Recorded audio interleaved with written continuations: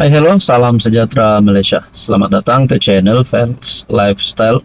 Terima kasih kerana terus setia dan terus bersama di dalam channel ini. Tuan-tuan dan puan, masih lagi ramai yang bercakap berkaitan dengan titah edendum. Masih lagi penyokong-penyokong Najib, penyokong-penyokong UMNO dan kepimpinan politik di Malaysia bercakap berkaitan titah edendum. Ada yang kata Najib Razak akan dibebaskan. Sudah pasti bagi penyokong-penyokong Najib, mahu Najib dibebaskan. Bukan esok tapi hari ini. Mereka mahu melihat bosku untuk memimpin negara.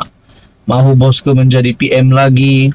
Mahu bosku untuk mengembalikan kekuatan dominan UMNO sebelum ini. Nah, saudara-saudara yang saya amat hormati, berkaitan titah edendum. Ini satu keputusan terkini kerajaan. Kerajaan mohon gag order larang bincang titah edendum. Kerajaan telah memfailkan permohonan untuk mendapatkan perintah larangan gag order daripada mahkamah bagi melarang mana-mana pihak membincangkan isu berkaitan titah edendum membabitkan bekas PM Najib Razak. Peguam Najib Muhammad Farhan Muhammad Syafiee mengesahkan kepada Malaysia Kini bahawa Jabatan Peguam Negara AGC memfailkan permohonan di Mahkamah Tinggi KL kira-kira 7.45 malam ini. Artikel bertarikh 20 Januari.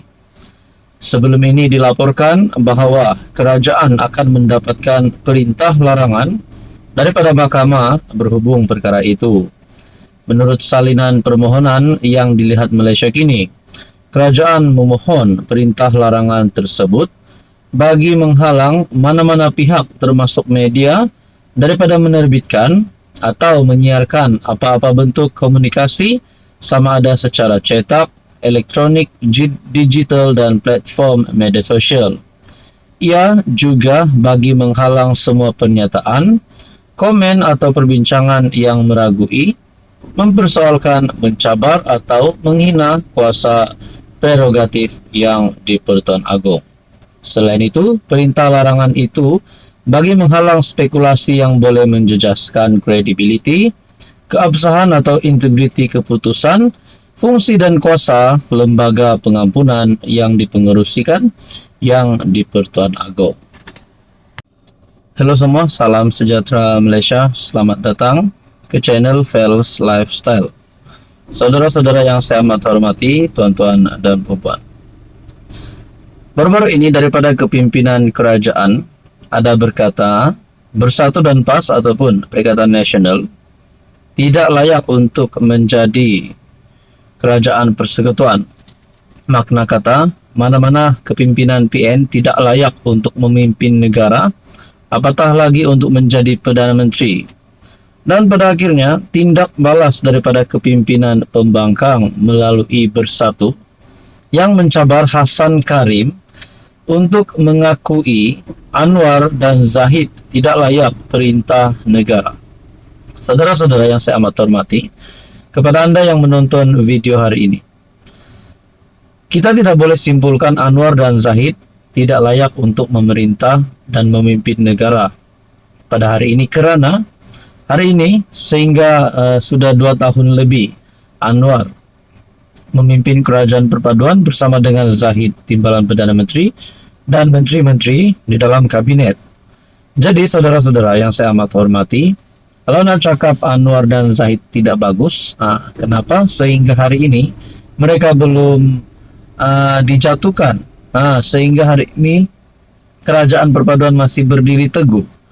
Saudara-saudara, mungkin berita duka cita untuk Anwar dan Zahid sekiranya mereka dikatakan tak layak untuk memerintah negara.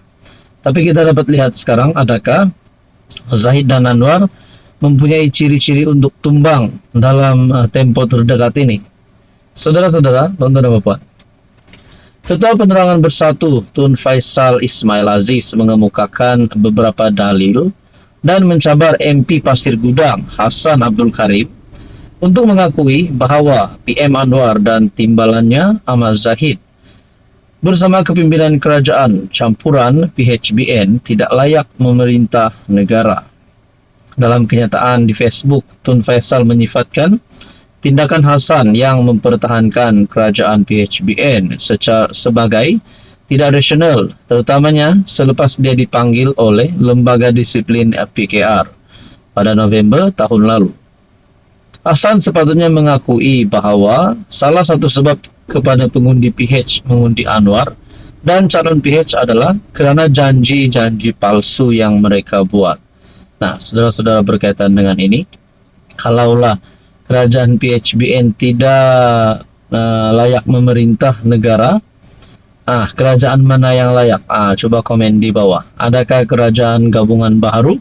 Adakah parti komponen gabungan baru di antara PN dan PH, ataupun daripada kepimpinan kerajaan hari ini dan kepimpinan pembangkang? Tuan-tuan, apa komen anda? Hai, hello, salam sejahtera Malaysia. Selamat datang ke channel Fels Lifestyle.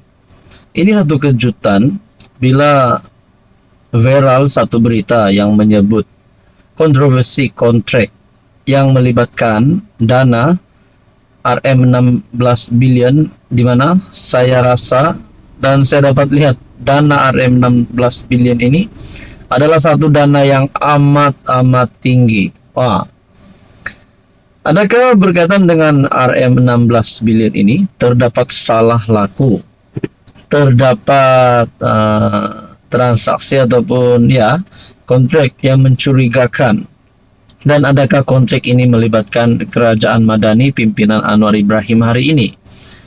Satu tulisan daripada Syabuddin bertarikh 20 Januari mengenali siapa Leonardo SPA dalam kontroversi kontrak helikopter RM16 bilion.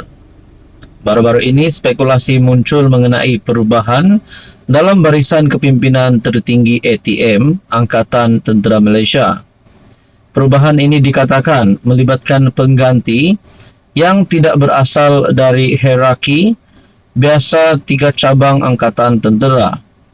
Spekulasi perubahan ini dikaitkan dengan pajakan helikopter buatan Eropah bernilai 16 bilion ringgit Malaysia yang tular di media sosial, meskipun kerajaan segera menafikannya. Tetapi siapakah pengeluar dari Eropah, Leonardo SPA, dan mengapa syarikat ini menjadi kontroversi? Leonardo sebuah kumpulan industri global yang menghasilkan berbagai jenis teknologi dalam bidang aero angkasa, pertahanan, dan keselamatan. Syarikat ini dulunya dikenali sebagai Leonardo Finmeccanica dan asalnya sebagai Finmeccanica beribu pejabat di Rom, Itali. Sebahagian syarikat ini dimiliki oleh kerajaan Itali. Apa perjanjian itu? Mereka pengeluar helikopter AW139 yang diperoleh kerajaan Malaysia melalui perjanjian pajakan RM16 bilion dengan Wedstar Aviation. Pada 23 Disember 2024, kerajaan Malaysia menandatangani perjanjian pajakan selama 15 tahun dengan Wedstar Aviation untuk menyediakan helikopter bagi kegunaan agensi tentera dan kerajaan. Perjanjian ini merangkumi helikopter Leonardo yang sesuai untuk pelbagai tugas, diberikan melalui proses permintaan cadangan, request for proposal. Ia juga memberi pilihan kepada kerajaan untuk membeli helikopter dengan harga 15 juta ringgit Malaysia setiap satu selepas tempoh pajakan tamat. PM Anwar pada 28 November 2024 memberitahu Parlimen bahawa kerajaan mengeluarkan permintaan cadangan dan hanya 4 syarikat yang memenuhi kriteria kerajaan, antara lain dari segi model dan lesen. Di dalam kenyataan ataupun tulisan daripada Syabuddin Husin ini, dalam satu tulisan daripada Syabuddin Husin berkata, menurut Anwar, tiada syarikat Israel berdaftar di Malaysia.